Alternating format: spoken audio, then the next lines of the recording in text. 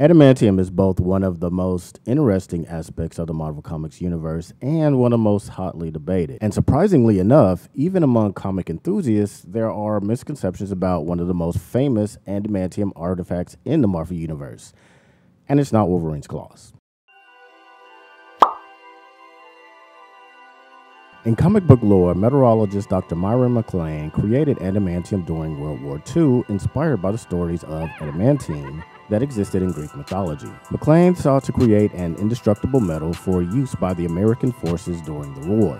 One late night, McLean fell asleep at his bench while working with vibranium and steel when an unknown additional element fell into the batch. This isn't dissimilar to the Powerpuff Girls Chemical X accident. This became the only known example of what is known as proto-adamantium. This metal was worked into a disc and later became Captain America's shield. We'll get into specifics about Cap's shield in a bit, but we're gonna move on. Although I will say right now that Captain America's shield is made of adamantium.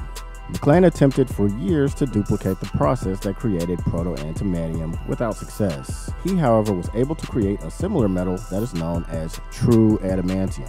True adamantium is the substance bonded to Wolverine's skeleton by the Weapon X project and is nigh indestructible due to its densely packed and highly stable molecular structure. Aside from high-level matter and metal manipulation or altering the very fabric of reality, there's only one known example of true adamantium being damaged. This came soon after its creation. As an experiment, McLean approached the Avengers to attempt to damage a small cylinder of the metal. Thor harnessed all of his strength and struck the cylinder with Mjolnir and was able to produce a small dent in the surface. In the same experiment, Tony Stark was unable to produce any effects using the full force of his repulsors. A third type of adamantium was created by researchers in an attempt to find a cheaper alternative to true adamantium, which is extremely expensive to create.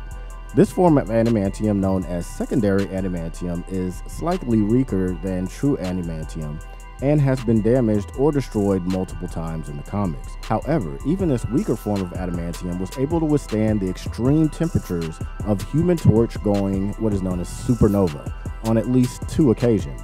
A fourth type of adamantium exists as a byproduct of the Weapon X program's bonding true adamantium to Wolverine's skeleton. His healing factor caused an unknown change on the molecular level in the metal that allows it to coat his bones while maintaining their biological functionality.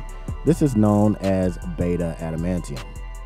Going back to Captain America's shield and proto-adamantium, this metal is unique in that it's even stronger than true adamantium and holds the secondary ability of having the capabilities of vibranium. That is, it can absorb and deflect kinetic energy. This additional feature allows Captain America to absorb incredible impacts without himself receiving damage or recoil. This also allows the shield to be thrown without being impacted by wind resistance. There have been a few known instances of Captain America's shield being destroyed or damaged by force. One example is by an omnipotent Thanos while wielding the Infinity Gauntlet. Another by Dr. Doom wielding nigh omnipotence in the form of power he stole from the Beyonder. Matter manipulation by Molecule Man is another example of the shield being destroyed. A being known as the Serpent, whose incredible power was augmented by harnessing the fear of every person on the planet, was also able to destroy the shield. It's worth noting also that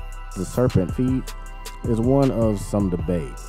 This is due to the fact that Thor ordered his dwarves, whom have thousands of years of experience forging the metal Uru, which by the way is also thought of as being nigh indestructible, to repair the shield after it was destroyed or damaged. And when they were unable to melt it down, instead they patched it with Uru. The debate over the canonicity of this story lies in the fact that the shield is never again seen with the patches in subsequent stories. So that's it, guys. One of the strongest elements in fiction, adamantium. Let me know what you guys think in the comments below, and also I'm interested in hearing you guys' opinions on some of the adamantium related debates circling the web, like, can a lightsaber cut Captain America's shield? Curious to hear you guys' opinions on the matter, and maybe I'll make a video to throw my own 2 cents in. Holla.